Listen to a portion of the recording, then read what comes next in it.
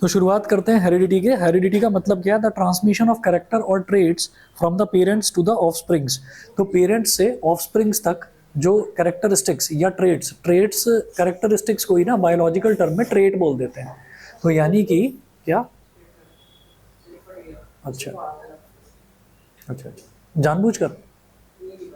अच्छा, the transmission of character और traits from the parents to the offsprings. तो parents से ऑफस्प्रिंग तक जो कैरेक्टरिस्टिक जाती है, जो ट्रेट ट्रैवल करता है, उसी को हम हेरिडिटी बोल देते हैं। फॉर एग्जांपल कि अगर कोई मान लीजिए नर्वस होकर हमारे पिताजी जो है वो पैर हिलाते हैं ऐसे बैठकर, है ना, और हम भी नर्वस होकर पैर हिलाने लगे, हम ये कहेंगे कि अरे पापा वाली आदत आ गई। ठीक है। अच्छा, नर्वस होकर अगर मम्मी नाखून चबाती हैं और हम भी नाखून चबाने लगे तो वो भी एक करेक्टरिस्टिक है, ये मम्मी से आ गया। तो हम ये कहते हैं कि अलग अलग तरीके की जो आदतें हैं जो हमारे अंदर हमारे पेरेंट्स से आती हैं, उसी को हम हेरिडिटी बोलते हैं। ठीक है। ये बंद नहीं करा था फैन? अच्छा, मैं सोच रहा था ये हवा से ही चल रहा है अपने आप। इससे कुछ हो रहा है फायदा? अच्छा, चलो अब आगे देखें। Two parents a male and a female are involved in sexual reproduction. Two parents, a male and a female, are involved in sexual reproduction. The sexually produced sex cells or gametes. The male gamete called sperm and female gamete called ovum. ठीक है। तो male gamete जो है उसको sperm बोलते हैं, female gamete को ovum बोलते हैं। तो जो मेल गैमीट है, मेल गैमीट में सारी मेल की कैरेक्टरिस्टिक्स चली जाती हैं और फीमेल गैमीट में सारी फीमेल की कैरेक्टरिस्टिक्स चली जाती हैं। Sperm and ovum fuses with each other and form a zygote, which gradually develop into young one. This young one is known as offspring. इसी को offspring बोलते हैं। ठीक है। The heredity information is present in the sex cells of the parents, and these gamete constitutes the link between one generation and the next, and pass on the paternal and maternal character or traits to the offspring. तो ये maternal characteristic या paternal characteristic ये offspring तक पहुंचाता रहता है धीरे धीरे। ठीक है। कौन? जो हमारे गैमीट्स हैं, मेल गैमीट्स और फीमेल गैमीट्स, सारी की सारी जो इन्फॉर्मेशन है वो सारी की सारी गैमीट्स के अंदर ही स्टोर्ड होती है। बता दूंगा। आगे देखिएगा। The offspring are never a true copy of the parents due to variations. The offspring are never a true copy of the parents due to variations. ठीक। अब जरा देखिएगा, वो जो आप बोल रहे हो ना कि रिप्रोडक्शन में जो डीएनए का हाफ वाला था, वो क्या था? हमने ये देखा था कितने होते हैं भाई जीन्स के पेयर? 23 पेयर होते हैं। 23 पेयर का मतलब, अब इसी में हेरिडिटी वाले चैप्टर में हम ये पढ़ेंगे कि अगर मान लीजिए किसी के काले रंग के बाल हैं, तो हमने ये कहा कि दो तरीके की कैरेक्टरिस्टिक जनरली देखी जाती है एशियंस में। हम लोग एशियंस हैं, दो तरीके के बाल जनरली देखे जाते हैं, या तो ब्लैक कलर के होते हैं या फिर ब्राउन कलर के होते हैं। ठीक है ना। वो गोल्डन वाले तो होते नहीं जो फिरंगियों के होते हैं, है ना, या वैसे भी नहीं होते कि वो जो जैसे होता है कि भेड़ के सर पर जो ऊन होती है ना, शीप के ऊपर जो ऊन होती है, जैसे वो नीग्रोज के होते हैं बाल। नीग्रोज के बाल देखे हैं ना, वो ऐसे होते हैं ना जैसे ऊन हो सर पर। ठीक है ना। उसमें कंघा चलता है, पानी भी डालो तो वो पानी ऐसे ही गिर जाता है उसमें। अरे नहीं, वो तो फिर भी स्मूथ बाल है। तो वो अलग कैरेक्टरिस्टिक हो गई उनकी। तो अब आप ये देखिएगा, कभी भी आप नोटिस करना कि अगर आप कभी भी किसी नीग्रो को देखेंगे ना, नीग्रो मतलब नाइजीरियन ओरिजिन से अगर कोई है, तो उसको अगर आप देखेंगे तो उसके आपको कभी स्मूथ बाल दिखेंगे ही नहीं। अभी इंडिया में तो वैरायटी मिलेगी। इंडिया में आपको घुंघराले बाल, सीधे बाल, लंबे बाल, घने बाल, छोटे बाल, गंजे, हर तरीके के लोग मिलेंगे। ठीक है ना, हर तरीके के लोग मिलेंगे। लेकिन ज़्यादातर जो कंट्रीज़ हैं वहाँ पर ऐसा नहीं होता। ठीक है। तो हम अगर एक वेरिएशन की बात करते हैं, हमने कैरेक्टरिस्टिक के नाम पर बाल ले लिया, तो बालों के जो कलर है वो ब्लैक और ब्राउन होते हैं। सिमिलरली जो आइज़ का कलर है, आइज़ का कलर भी ज़्यादातर ब्लैक और ब्राउन होता है। हाँ, कुछ एक्सेप्शंस भी होते हैं। ठीक है। तो हमने ये कहा, और वो नीले और पीले बाल नहीं होते, वो छपरी लोग ना ज़बरदस्ती करवाते हैं। छपरी जानते हो ना, वो जो पतली पतली पतली जिनकी टांगे होती हैं और वो पतली चिपकी हुई जीन्स पहनते हैं, है ना, और केटीएम बाइक पर बैठ जाते हैं ऐसे, जिस पर यूँ मुड़ जाते हैं इस तरीके से, ऐसे बैठकर जो चलाते हैं ड्यूक पर। ठीक है। और ऐसे सांप बनाकर निकाल कर ले जाते हैं। दे आर कॉल्ड छपरीज। अच्छा, अब उसके बाद देखिएगा कि उसमें हम ये कहते हैं कि जैसे हमने कहा कि जीन्स के कितने पेयर, जीन्स के पेयर जो हैं वो किसी भी बॉडी में, जब भी हम ये कहते हैं कि अगर बालों की बात करें तो ब्लैक कलर का बाल अगर दिखाई दे रहा है ना बाहर से, तो इसका मतलब ये है कि आपकी बॉडी के अंदर ब्राउन कलर का भी जीन मौजूद होगा, लेकिन वो जो जीन है वो दिखाई नहीं दे रहा है, वो कहलाता है रिसेसिव जीन। ठीक है, तो जो चीज दिख रही है वो दिखाई दे रही है आपके डोमिनेंट जीन की वजह से। तो दो तरीके के जीन है, एक डोमिनेंट मतलब डोमिनेटिंग जीन, जो डोमिनेट करता है कि भाई मैं हूं, मुझे करने दे काम, ठीक है, तू बैठ जरा शांति से बैठ जाए इधर। आपने नोटिस करा होगा कि जैसे हम हैं या आप लोग हो, तो आप में से कई बच्चे ऐसे हैं कि ये अपने पापा पे गया है, नहीं नहीं ये अपनी मम्मी पर गया है, वैसे होता है, बोल देते हैं। तो उसमें क्या है कि पापा के कुछ जीन्स जो हैं वो डोमिनेटिंग हो गए, लुक्स वाले, तो आप थोड़े थोड़े पापा जैसे दिख रहे हो। ऐसा नहीं है कि मम्मी जैसे नहीं हो, मम्मी की भी बहुत सारी कैरेक्टरिस्टिक्स हैं, एक्चुअली 50% कैरेक्टरिस्टिक है। वो ऐसे होता है कि हमने ये कहा कि 23 पेयर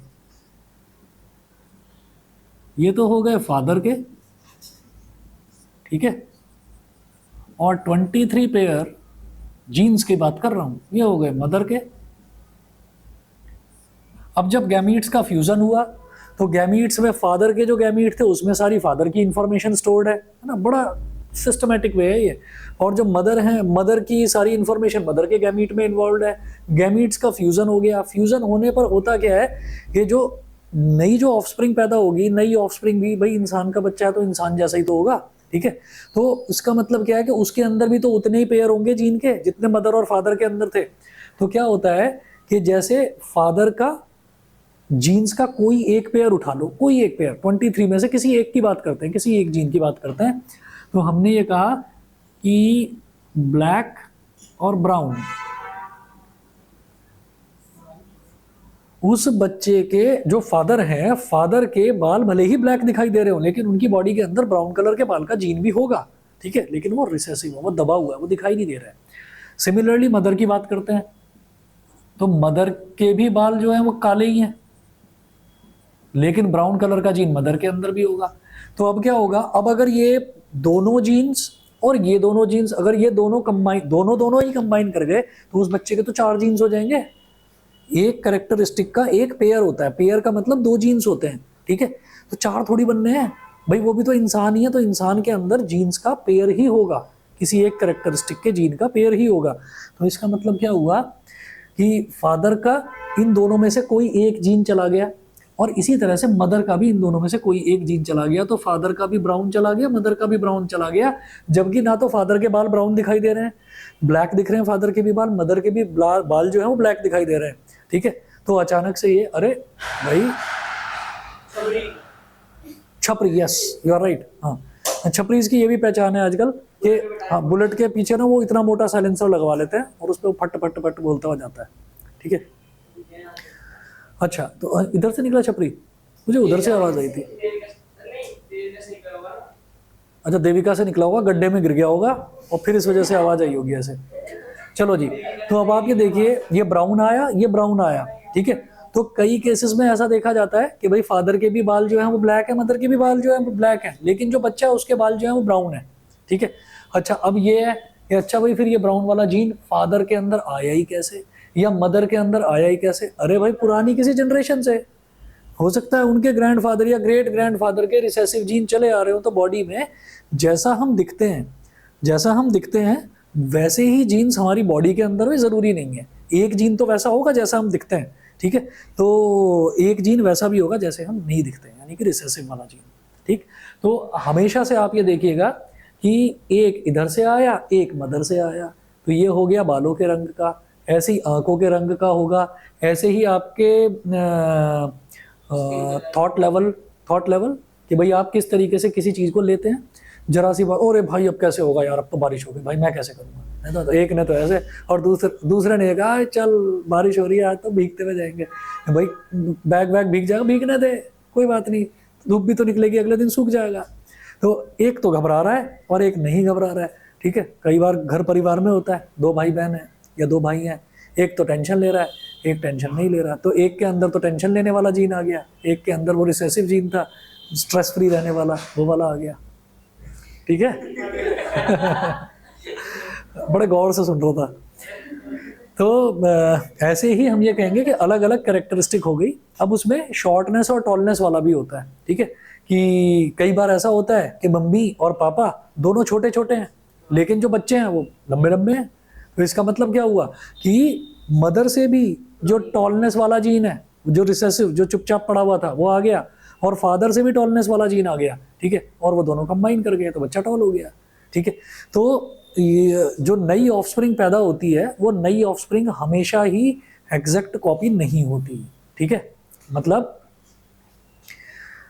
नरेंद्र बाहुबली का बच्चा महेंद्र बाहुबली बिल्कुल सेम नहीं होगा, ठीक है। ऐसा नहीं होगा कि उसके सामने कटप्पा फैल जाए, बाहुबली प्रकट हो गया, मैंने तो बाहुबली को खुद मारा था, तो ऐसा नहीं होता है, ठीक है। हाँ जी, क्या क्या होते हैं? हाँ हाँ, वो कुत्ते बन जाते हैं, भौंकने लगते हैं कुछ समय बाद। यूट्यूब पर डालकर देखो। हाँ, नहीं ट्रेट यार, एक बात बताओ, कुत्ते ने काटा ही तो है, कुत्ते ने काटा ही तो है। कोई अगर हम ये कहें कि ट्रेट जो है, वो ट्रेट तो कुत्ते के जो बच्चे होंगे उसमें जाएंगे, जो कुत्ते के बच्चे जिनको पिल्ला बोलते हैं, तो ट्रेट तो उनके अंदर जाएंगे, कैरेक्टरिस्टिक तो उनके अंदर। भाई किसी ने काट लिया तो ऐसा थोड़ी है कि आदमी कुत्ता ही बन गया, है ना। अब ऐसा होता है कि उसमें रेबीज का इंजेक्शन लगवाया जाता है। रेबीज एक बीमारी होती है, वो बीमारी ये है, अच्छा ये चीज़ ना कुत्ते के साथ नहीं होती, बिल्ली के साथ भी होती है, मालूम है। ये प्रॉब्लम बिल्ली के साथ भी होती है, ये प्रॉब्लम बंदर के साथ भी होती है, ठीक है। तो अगर किसी को बिल्ली ने काट लिया और आपने अरे कोई बात नहीं, जरा सा खून ही तो निकला, कोई बात नहीं, वो करा नहीं। हाँ नहीं, पंजा नहीं, काटने से होता है, काटने से होता है।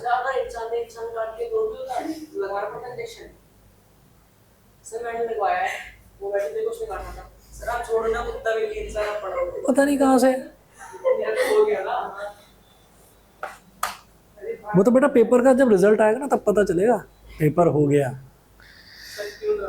अच्छा जी, अब आगे चलो। डरा नहीं रहा हूँ मैं, तुम्हारा सच से सामना करा रहा हूँ। शर्म तो आ नहीं रही होगी चीटिंग करते हुए, और बता भी रहे हो खुल के एकदम।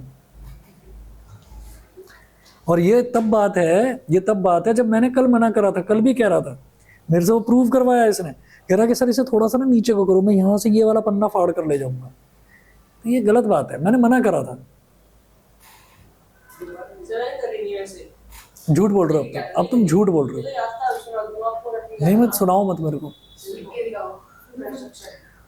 The offspring are never a true copy of the parents due to variations, ठीक है। तो वेरिएशंस हमेशा होती हैं, और ऑफस्प्रिंग कभी भी पेरेंट्स की ट्रू कॉपी नहीं होती। अच्छा ये समझ में आ गया ना, फिर हाफ हाफ कैसे होता है। बट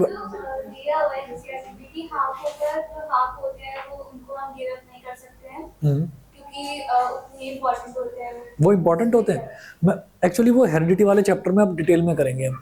क्या है कि जैसे हमने बोला ना कि एक तो हो गया रिसेसिव जीन और एक हो गया डोमिनेंट जीन। तो रिसेसिव जीन क्या बेकार ही हो गया? वो बेकार नहीं होता। रिसेसिव जीन अगर मौजूद है ना तभी डोमिनेंट जीन काम कर पाएगा, नहीं तो डोमिनेंट जीन किसी काम का नहीं है। तो हमेशा जीन्स जो है वो पेयर में एग्जिस्ट करते हैं और पेयर में ही काम करते हैं, ठीक है। तो वो दे रखा था, बाकी अभी डिटेल में करेंगे हम इसमें। उसके बाद अगला देखिएगा, अगला है एक्यूमुलेशन ऑफ वेरिएशन। एक्यूमुलेशन का मतलब है इकट्ठा हो जाना, वेरिएशंस का इकट्ठा हो जाना। अच्छा अब क्या होता है कि जैसे ये है, the reproduction of an organism produces variations, the variation produced in organism during successive generation get accumulated in the organism। Organism में ये जो वेरिएशन है ना, ये धीरे धीरे एक्यूमुलेट होने लगती है। एक्यूमुलेट होने का मतलब क्या है? इकट्ठी होने लगती है। कैसे? आपने सुना होगा, महाराणा प्रताप की स्टोरी सुनी होगी, ठीक है। छोटी सी स्टोरी बताता हूँ। महाराणा प्रताप के बारे में ये कहा जाता था कि महाराणा प्रताप जो है, महाराणा प्रताप का जो ढाल थी ना, ढाल नहीं, वो तो गलत है, वो गलत है। सब ये बताते थे, मैं बताता हूँ आपको। उनके बारे में ये बताया जा रहा था, महाराणा प्रताप का पूरा नाम था महाराणा प्रताप सिसोदिया, ठीक है। ये राजस्थान के थे, आई थिंक मेवाड़ के, मुझे एग्जैक्ट जगह का नाम नहीं पता, शायद मेवाड़ के थे राजा। और जब ये पैदा हुए थे तो इनकी जो मदर थी, इनकी मदर बहुत ताकतवर थी।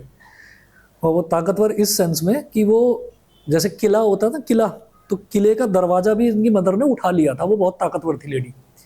तो उसको सब सिंघनी बोलने लगे थे कि सिंघनी है मतलब शेरनी है, ठीक है। अब महाराणा प्रताप पैदा हुए, महाराणा प्रताप को कह दिया भाई सिंघनी ने सिंह को जन्म दिया है, तो ये बड़ा फेमस हुआ था। ये मतलब आज भी हिस्टोरिकल बुक्स में लिखा हुआ है, मेवाड़ के किले पर भी लिखा हुआ है, सिंघनी और सिंह मतलब माँ बेटे का पेयर उसमें बनाकर दिखा रखा है। तो अब महाराणा प्रताप के बारे में भी यही बताया जाता है कि भाई वो उन्होंने भी, दुश्मन आराम कर रहे थे, मुगल आए, मुगलों ने हमला कर दिया तो उनकी ढाल वो खिसका कर ले गए और किले से नीचे गिरा दी, और 10 या 12 लोगों को वो खिसकानी पड़ी थी। तो जब ढाल खिसका रहे थे तो उसके खिसकने की आवाज़ से उनकी आँख खुल गई। तब तक वो ढाल को दूर ले जा चुके थे कि अब ढाल नहीं है तो अब इसको मार देंगे। तो उन्होंने किले का दरवाज़ा उखाड़ दिया था, और दरवाज़ा उखाड़ कर दरवाजे से ही सारे लोगों को खदेड़ दिया था। तो ये सारी चीज़ें जो हैं, हम ये कहते हैं कि चलो इनमें कुछ चीज़ें ऐड ऑन कर रखी होंगी, जो इतिहासकार होते हैं उन्होंने थोड़ा बहुत कुछ एग्जैजरेट करके थोड़ा सा बता दिया, लेकिन कुछ चीज़ें सच भी हैं। तो आपने सुना होगा, ये तो चलो मैं महाराणा प्रताप काफ़ी पीछे चला गया, आपने सुना होगा आपके जो फादर हैं वो कहते होंगे हम 5 किलोमीटर जाया करते थे, तुम्हें जरा सी दूर के लिए जो है स्कूटी की ज़रूरत पड़ती है, तुम्हारे पसीने निकल जाते हैं। और जो ग्रैंडफादर हैं, ग्रैंडफादर ये कहते थे भैया हम तो 20-20 किलोमीटर पैदल चल के जाया करते थे, वो भी नंगे पैर, हमारे पास तो जूते भी नहीं होते थे। तो वो गलत नहीं कह रहे हैं, वो गलत नहीं कह रहे हैं। हो सकता है 18 किलोमीटर चलते हो, 18 का 20 कर दिया हो, लेकिन 18 किलोमीटर भी आप चल सकते हो क्या, मैं चल सकता हूँ क्या, नहीं चल सकते। तो ये क्या है, ये धीरे धीरे वेरिएशन आ रही है, ये जेनेटिक वेरिएशन आ रही है धीरे धीरे। जेनेटिक वेरिएशन ये है कि पहले के जो लोग थे उनके अंदर कैपेबिलिटी ज़्यादा थी, और धीरे धीरे हमारे अंदर जो है वो कैपेबिलिटी कम होती जा रही है फिजिकल, लेकिन मेंटल कैपेबिलिटी हमारी बढ़ रही है। हमें उतनी चीज़ें याद हैं जितनी उनको याद नहीं होंगी, ठीक है। तो वो चीज़ें धीरे धीरे बढ़ रही हैं, और वेरिएशन है ना, ये वेरिएशन है, क्योंकि अब धीरे धीरे, पहले फिजिकल वर्क ज़्यादा था, अब मेंटल वर्क ज़्यादा है, तो आपको ज़्यादा चीज़ें अपने दिमाग के अंदर स्टोर करनी पड़ती हैं। अब आप ये बताइए कि आप सोशल मीडिया पर इतने अकाउंट्स एक्सेस करते हैं, आपके पेरेंट्स हैं वो बैंक अकाउंट्स मेंटेन करते हैं अपने, कोई मोबाइल ऐप बना लेंगे तो उसका पासवर्ड, तो कितने पासवर्ड अगर ध्यान दिया जाए ना, तो एक एक आदमी ऑन एन एवरेज 50-50, 60-60 पासवर्ड उसको याद रहते हैं। किसी को याद नहीं रहते तो वो लिख लेता है कहीं पर। तो आपकी सोचने की कैपेबिलिटी धीरे धीरे बढ़ती जा रही है, और आने वाले टाइम में ये भी है कि धीरे धीरे हमारा जो सर है ना, इसका साइज़ भी धीरे धीरे ज़रूरत के हिसाब से बड़ा होगा, ठीक है। तो बात सारी की सारी ये है कि ये वेरिएशन आता जा रहा है as per the environmental changes. जैसे जैसे एनवायरमेंट में चेंज हो रहे हैं, वेरिएशन आ रहा है। अगर कोई वेरिएशन को अडेप्ट नहीं करता है, कोई भी ऑफस्प्रिंग अडेप्ट नहीं करता है, तो उसका सर्वाइवल मुश्किल हो जाता है। फॉर एग्जाम्पल, आप स्कूल में जा रहे हैं, आपको 5 सब्जेक्ट या 6 सब्जेक्ट पढ़ाए जा रहे हैं, ठीक है, और अगला बंदा है वो कहता है कि भाई नहीं पहले तो 3 ही सब्जेक्ट हुआ करते थे, हिंदी इंग्लिश मैथ्स यही हुआ करते थे, 6th या 7th क्लास तक यही होते थे, तो पहले तो 3 ही सब्जेक्ट हुआ करते थे, डिटेल में पढ़ाया नहीं जाता था, ठीक है। सोशल स्टडी का भी अगर देखा जाए, सोशल स्टडी के भी लिमिटेड सब्जेक्ट होते थे, लिमिटेड चैप्टर्स होते थे, अब ज़्यादा होने लगा है। तो अगर वो कहे कि नहीं मैं तो पुराने ज़माने के हिसाब से चलूँगा, तो वो तो आज के ज़माने से आउट हो जाएगा ना। तो बायोलॉजिकल भी यही चीज़ ट्रुथ है कि जो आज के ज़माने में, फॉर एग्जांपल पहले इलेक्ट्रोमैग्नेटिक वेव्स होती नहीं थी, अब क्या कहा जाता है, वल्चर्स हैं। वल्चर्स जानते हैं, गिद्ध देखा है, एक या दो बचे हुए हैं चिड़ियाघर में हैं, बस वो देख लेना जाकर अगर कभी जाना। बहुत बड़े होते हैं, पंख खोल देना तो आदमी डर जाए, है ना, इतना बड़े पंख होते हैं उसके, मतलब यहाँ से यहाँ तक आएगा, बोर्ड तक। ईगल से बड़ा होता है, गिद्ध बैठा हुआ भी इतना बड़ा साइज होता है उसका। कोई उधर दिखाई दे जाता है, वो जो दिल्ली जाते हैं ना, एलिवेटेड से उतरते हैं कूड़े के पहाड़ पर, वहाँ पर कोई दिखाई दे जाता है, बहुत बड़े बड़े। तो ये जेनेटिक वेरिएशंस जो हैं, ये जेनेटिक वेरिएशंस बहुत ज़रूरी हैं, क्योंकि जेनेटिक वेरिएशन अगर नहीं होगा तो हमारी जो बॉडी है वो चेंजेस को एक्सेप्ट नहीं करेगी। और ये जो वेरिएशंस हैं ये एक्यूमुलेट होते चले जाते हैं। एक्यूमुलेशन का मतलब है इकट्ठा हो जाना, तो ये इकट्ठे होते चले जाते हैं। एग्जाम्पल के तौर पर एक्सपेरिमेंट करा गया, चूहे लिए गए बहुत सारे, ठीक है, और चूहिया ली गई बहुत सारी। अब चूहे लिए, चूहे की पूंछ काट दी, चूहिया की पूंछ काट दी, ठीक है, और फिर दोनों का जो है, दोनों के गैमीट्स को कंबाइन करवा दिया, फ्यूज़न करवा दिया। फिर उसके बाद उनकी ऑफस्प्रिंग पैदा हुई, उनकी तो पूंछ थी, तो जो चूहा पैदा हुआ उसकी भी पूंछ थी, जो चूहिया पैदा हुई उसकी पूंछ थी, उनकी भी पूंछ काट दी, ठीक है। फिर उनका फ्यूज़न करवाया, फिर भी उनकी पूंछ थी। तो 3, 4, 5, 6 जनरेशन तक ऐसे करते रहे, है ना। और फिर 6ठी 7वीं जनरेशन के बाद पता चला कि भाई पूंछों का साइज़, अब जो पैदा हो रहे हैं उनकी पूंछों का साइज़ छोटा है, और धीरे धीरे पूंछ ही खत्म हो गई, ठीक है।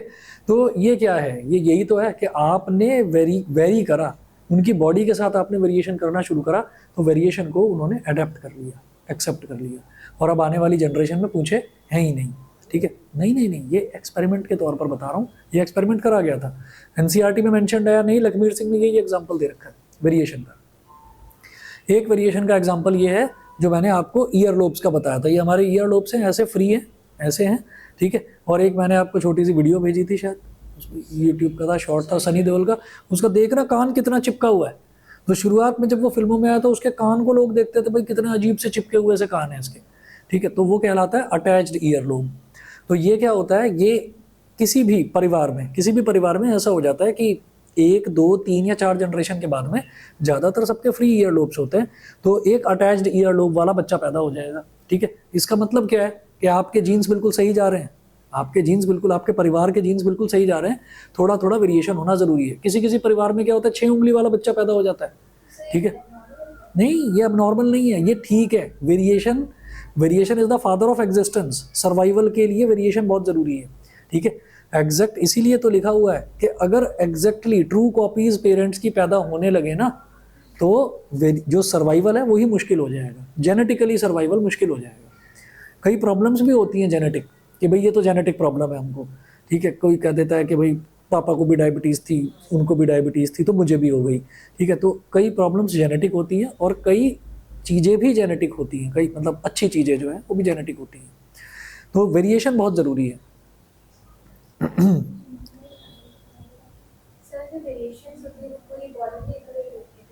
पूरी बॉडी में होती हैं, पूरी बॉडी में होती हैं, और वेरिएशंस की वजह से आपने सुना होगा, मैं आपको बिल्कुल ये भी साइंटिफिक बात बता रहा हूँ। जैसे शादी होती है ना, किसी भी घर में शादी होती है तो आपने सुना होगा, जैसे आप सब बच्चों के सरनेम्स होंगे, कुछ ना कुछ आपके सबके सरनेम्स होंगे, लेकिन सरनेम के अलावा एक गोत्र होता है।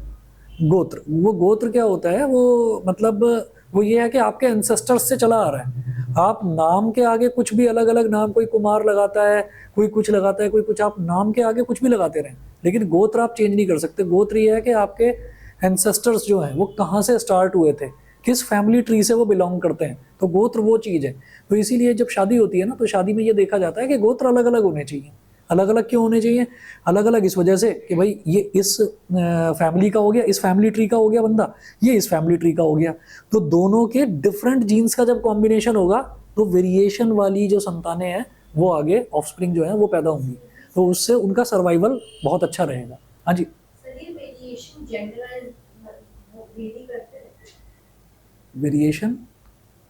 वाइज वेरी करता है? ना ना ना, ऐसा कुछ नहीं है, ऐसा कुछ नहीं है। जेंडर वाइज में क्या इसमें वेरिएशन होता है? अटैच्ड ईयर लोब अगर मेल्स में है तो वो फीमेल्स में भी मिलेगा, वो फीमेल्स में भी मिलेगा। उसमें दूसरी चीज़ होती है, उसमें ये होता है कि जो फीमेल्स है ना, फीमेल्स कैरियर होती हैं। जैसे मान लीजिए मदर है, तो मदर से मदर को नहीं होगा, अगर मदर के फादर को है, अगर फॉर एग्जांपल मेरे नाना जी को अगर है, मेरे नाना जी को थी डायबिटीज़, तो मैं अपना ही एग्जांपल बताता हूँ। मेरे नाना जी को डायबिटीज़ थी, तो उनका जो बेटा यानी कि जो मेरे मामा हुए, उनको डायबिटीज़ होने के चांसेस ज़्यादा हैं, और उनको थी भी, मामा जी को भी डायबिटीज़ थी। तो नाना जी से मम्मी को नहीं आएगी, लेकिन mummy will become the carrier, मेरी मौसी will also become the carrier. Carrier मतलब उनके जो ऑफस्प्रिंग होंगे, उनके ऑफस्प्रिंग में वो चीज़ चली जाएगी। ये मेडिकली, हाँ, वो मेल्स में चला जाएगा। ठीक है ना, तो ज़्यादातर केसेस में ये देखा जाता है कि डायबिटीज़ जो है वो मेल्स में ज़्यादा होती है, फीमेल्स में कम होती है फीमेल्स में भी, लेकिन फीमेल्स ज़्यादातर कैरियर बनती हैं कई प्रॉब्लम्स की, जो है कई अच्छी चीज़ों की भी, कई बुरी चीज़ों की भी, वो कैरियर्स बनती हैं। मतलब आगे मैं संभल कर रहता हूँ, मेरे को नहीं है, नहीं आई, मैं संभाल कर रहता हूँ, मैं वही तो कह रहा हूँ। हाँ, मैं संभल कर रहता हूँ इस चीज़ से। अब जरा देखिएगा, accumulation of variation, the reproduction of an organism produces variations. The variation produced in an organism during successive generation get accumulated in the organism. Accumulated मतलब इकट्ठा होता चला जाता है। जैसे वेरिएशन क्या करा, हमने चूहे की पूंछ काटते ही जा रहे हैं, हर जनरेशन की पूंछ काट रहे हैं, तो अगली जो जनरेशन पैदा हुई उसने उस वेरिएशन को एक्यूमुलेट कर लिया, इकट्ठा कर लिया अपने अंदर। ठीक है भाई, मैं पूंछ ही नहीं निकालूंगा अब, है ना, काटो तुम क्या काटोगे, तो पूंछ ही नहीं है उसकी। चलिए जी, द सिग्निफिकेंस, एक्चुअली मजाक में कह रहा हूँ ये मैं, वो बायोलॉजिकली ही अब उसके अंदर चेंज आ गया, अब उसकी पूंछ होगी ही नहीं। The significance of the variation, हाँ, इमेजिनरी एग्जाम्पल नहीं है, ट्रुथ एग्जाम्पल है ये। क्यों होती है? इसका बायोलॉजिकल स्ट्रक्चर है ऐसा। फॉर एग्जाम्पल जैसे छिपकली है, आपका ये जो चैप्टर है ना हेरिडिटी वाला, हेरिडिटी में से इवोल्यूशन वाला पोर्शन हट गया है, तो छिपकली को यही बोला गया। आप अगर देखेंगे लखमीर सिंह अगर अभी भी है तो मैं दिखा देता हूँ, उसमें भी ये था कि पहले छिपकली के पंख भी हुआ करते थे, पहले छिपकली के पंख भी हुआ करते थे, फिर पंख धीरे धीरे धीरे धीरे कम होते गए, फिर वो छिपकली में कन्वर्ट हो गई। हाँ है लखमीर सिंह, मैं लाकर दिखाऊँ? हाँ तो मैं दिखाऊँ अभी? हाँ दिखाता हूँ, 1 मिनट रुको। वो इवोल्यूशन वाला पोर्शन जबरदस्ती हटा दिया, और उसमें ये भी बताया गया था कि ये कहीं ना कहीं डायनासोर से आई है छिपकली। हाँ वेट करिए 1 मिनट।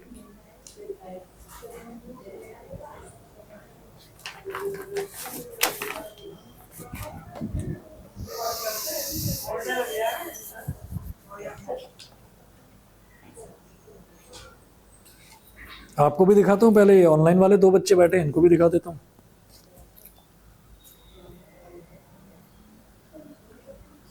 तो इवोल्यूशन का मतलब ये है कि कोई चीज धीरे धीरे कैसे इवॉल्व होकर आगे आई, है ना।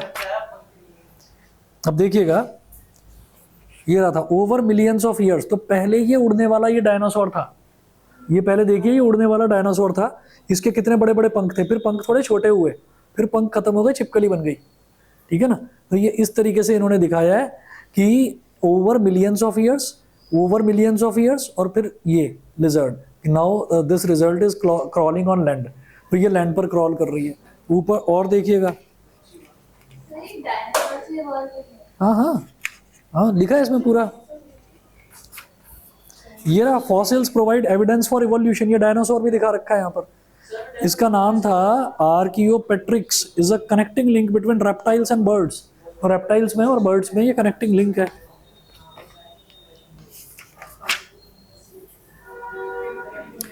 ये ज्वाइन करके देखा गया था, this animal fossil was found in the desert buried after the sand, ठीक अंडर द सैंड सॉरी, ठीक है। तो इसको भी अगर ज्वाइन करके देखा जाए तो इसका साइज इतना बड़ा था कि डायनासोर था, ठीक है। तो अब नाम किसी ने कुछ दे दिया उसको, लेकिन था वो कुछ बड़ा।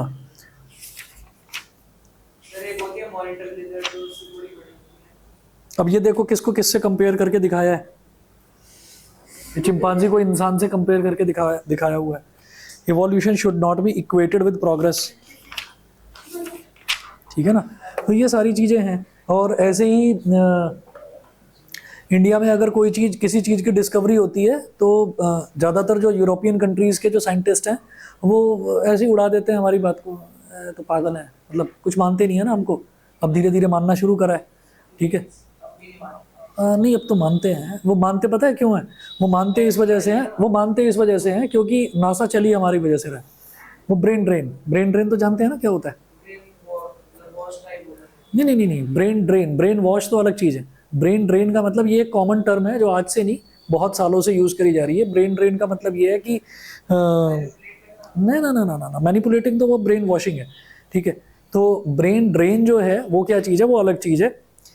ब्रेन ड्रेन ये है, ब्रेन दिमाग, और ड्रेन मतलब नाली में बह गया, ठीक है ना। वो नाली में कैसे बह गया और बहकर कहाँ पहुँच गया, वो एक्चुअली समंदर में बह गया, और समंदर में बहकर 7 समंदर पार पहुँच गया एक्चुअल में, जो अच्छा ब्रेन था। तो जो अच्छे इंटेलिजेंट लोग होते हैं ना हमारे कंट्री में, उनकी कदर नहीं होती यहाँ पर, और उनकी कदर होती है विदेशों में। तो जैसे सिलिकॉन वैली, सिलिकॉन वैली में जैसे हम एप्पल का मोबाइल फ़ोन यूज़ करते हैं, हम कहते हैं कि यार इससे बढ़िया मोबाइल फ़ोन है नहीं, पूरी दुनिया में नहीं है, क्योंकि इसको कोई हैक नहीं कर सकता, ठीक है। तो इस वजह से ये कहा जाता है कि भाई एप्पल से बढ़िया कोई फ़ोन ही नहीं है। तो सबसे बड़ा जो फर्म है सिलिकॉन वैली में, अमेरिका में है वो, तो वो कहाँ पर है, उसमें सबसे बड़ी फर्म यही है एप्पल, ठीक है। और वहाँ पर majority of the scientist, majority of the engineers वो सारे इंडियंस हैं। तो उनकी यहाँ कदर नहीं होती तो बाहर चले जाते हैं। यहाँ क्या मतलब क्या है, हाँ अच्छी बात क्या है, वो काम हमारे कंट्री में होता तो कितना अच्छा था। मैं वही बता रहा हूँ, तो ये नेगेटिव नेगेटिव चीज़ हुई हमारे कंट्री को लेकर। हमारे कंट्री में लोग उस चीज़, हाँ तो उसको ब्रेन ड्रेन बोलते हैं। तो ऐसे ही कुरुक्षेत्र में जो मैदान था, कुरुक्षेत्र के मैदान की भी जब आर्कियोलॉजिकल सर्वे ऑफ इंडिया है कि ऐसा ही होता है, तो ऐसा ही सर्वे करता है। तो उसमें देखा गया था कि एक इंसान का बहुत बड़ा स्केलेटन मिला था खुदाई में, बहुत बड़ा स्केलेटन, पता नहीं कितने फीट लंबा, ठीक है। तो अब उसको इन्होंने प्रूव करके दिखाया कि महाभारत टाइम का है, उसकी जो बोन्स थी उसके बोन्स को भी करा, तो ये कहा कि शायद ये भीम का जो बेटा था घटोत्कच शायद ये उसका है। ये सही वालों के पास है, नहीं है ना इंडिया में ही। हाँ मैं वही तो बता रहा हूँ।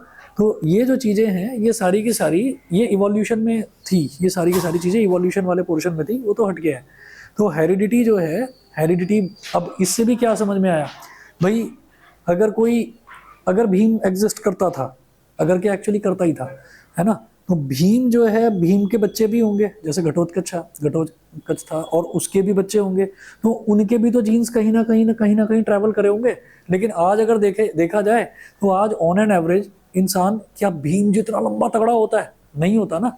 तो बस इतना होता है, ज़्यादा से ज़्यादा कोई लंबा 6 फुट, 6.25 फुट, 7 फुट, हद हो गई तो 7 फुट हो गया, बस उससे लंबा तो कोई होता नहीं। बल्कि 7 पर भी वो यही कहते हैं कि नहीं 7 पर भी ये कुछ ज़्यादा ही लंबा हो गया, उससे ज़्यादा लंबा तो कोई सोच भी नहीं सकता। ठीक है, तो ये क्या हुआ, ये धीरे धीरे वेरिएशन हुआ है, क्योंकि अब उसकी ज़रूरत नहीं है। अब कौन तलवार और भाले लेकर लड़ने निकल रहा है, तो अब उस चीज़ की ज़रूरत नहीं है। हाँ जी,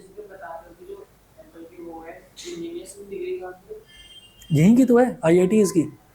अरे फिल्म आई हुई है श्रीकांत, देख लेना, उसमें भी ये ब्रेन डेन, हाँ, जिसकी आंखें नहीं थी। The great advantage of variation of a species is that it increases the chances of its survival in a changing environment. तो बदलते हुए एनवायरनमेंट में उससे उसके सर्वाइवल के चांसेस बढ़ जाते हैं अगर वेरिएशन होता जाए जीन्स में। तो वेरिएशन जीन्स में बहुत ज़रूरी है, ठीक है ना। एक जैसे ही जीन्स कंटिन्यू ना होते रहें कि ऐसे ही वही कंटिन्यूस होते जा रहे हैं, जनरेशन बाय जनरेशन वही शिफ्ट होता जा रहा है। उसके बाद नेक्स्ट देखेंगे क्रोमोसोम्स। क्रोमोसोम्स में क्या है? Chromosome is a thread like structure in the nucleus of a cell formed of DNA which carries genes. ठीक है, तो क्रोमोसोम एक थ्रेड के जैसा स्ट्रक्चर है in the nucleus of a cell. तो न्यूक्लियस के अंदर, भाई सेल के अंदर न्यूक्लियस होगा, न्यूक्लियस के अंदर थ्रेड के जैसा, पतले पतले थ्रेड के जैसा एक स्ट्रक्चर है, उसको हम क्रोमोसोम बोल देते हैं, ठीक है ना। और ये किससे बना हुआ होता है? ये एक एसिड होता है, इसको बोलते हैं डीऑक्सीरिबो न्यूक्लिक एसिड। ये DNA से बना होता है, डीऑक्सीरिबो न्यूक्लिक एसिड DNA से बना हुआ होता है। तो ये जो है इसमें जनरली ऐसा होता है जैसे बच्चे, कई बार छोटे छोटे बच्चे जो हैं वो लापता हो जाते हैं, नहीं मिलते हैं, और फिर पुलिस के पास पहुंच जाते हैं, पुलिस पकड़ लेती है उनको, कहीं से देख लेती है कि भाई ये बच्चा लापता घूम रहा है यहाँ पर। फिर उसकी एडवर्टाइजमेंट आता है कि भाई ये बच्चा ऐसे ऐसे है, जिस किसी का हो वो लेकर जाए। तो अगर कोई भी आदमी वहाँ पहुँच जाता है और कहता है कि भाई ये हमारा बच्चा है, तो उसको ऐसे ही देते नहीं है, उसकी DNA टेस्टिंग होती है। DNA टेस्टिंग हमेशा जो भी मदर है, फादर हैं, इनफैक्ट ग्रैंड फादर हैं, ग्रैंड मदर हैं, उनके DNA उस बच्चे के DNA के साथ में मैच कर जाते हैं, ठीक है। तो जब मैच करते हैं तभी वो देते हैं, मैच अगर नहीं करेंगे तो फिर वो नहीं देते उनको। मैं कह रहा हूँ ऐसे बच्चे की बात कर रहे हैं ना, जो छोटा है, जो बोल ही नहीं सकता, अभी आ ये चल रहा है बस, इसलिए। तो ये बड़ा इंपॉर्टेंट है। तो क्रोमोसोम जो है, क्रोमोसोम कैसा होता है? देखिए क्रोमोसोम के अंदर इंफॉर्मेशन कितनी सारी है, न जाने कितनी सारी जनरेशंस की इंफॉर्मेशन स्टोर्ड है, और है क्या? बिल्कुल थ्रेड जैसा स्ट्रक्चर है, पतले पतले थ्रेड जैसा स्ट्रक्चर है। Different organisms have different number of chromosomes in their nuclei.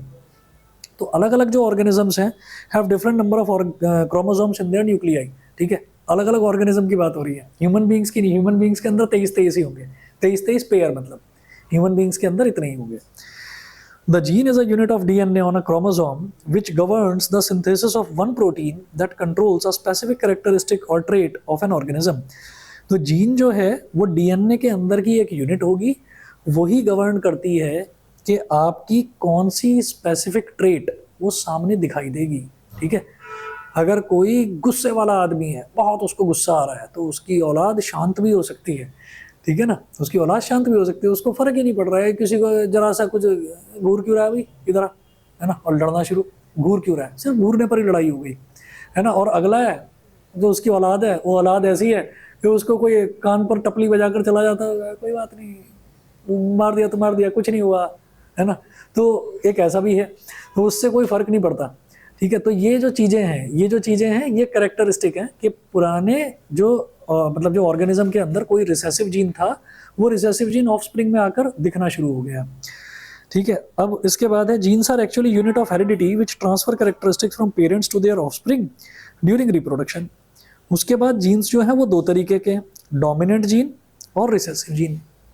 Dominant gene और रिसेसिव जीन किस किस तरीके से कंबाइन होते हैं वो हमें देखना है। और हम ना अपना जो सिलेबस है, हम अपने सिलेबस में सिर्फ 3 जनरेशन देखेंगे। एक कहलाती है पेरेंटल जनरेशन, जैसे हमारे ग्रैंड पेरेंट्स की जनरेशन। एक कहलाती है पेरेंटल जनरेशन के क्रॉस से आती है F1 जनरेशन, जैसे हमारे मम्मी पापा की जनरेशन। और एक हो जाएगी F2 जनरेशन, F2 जनरेशन जैसे हम लोग। ठीक है, तो अपने सिलेबस में 3 ही जनरेशन है, तो हम 3 जनरेशन तक का पढ़ेंगे। ठीक है, प्लांट्स में भी देखेंगे और ह्यूमन बींग्स में भी देखेंगे। ठीक है, चलिए जी, फिर आज इतना कर लीजिए, बाकी नेक्स्ट क्लास में देखते हैं।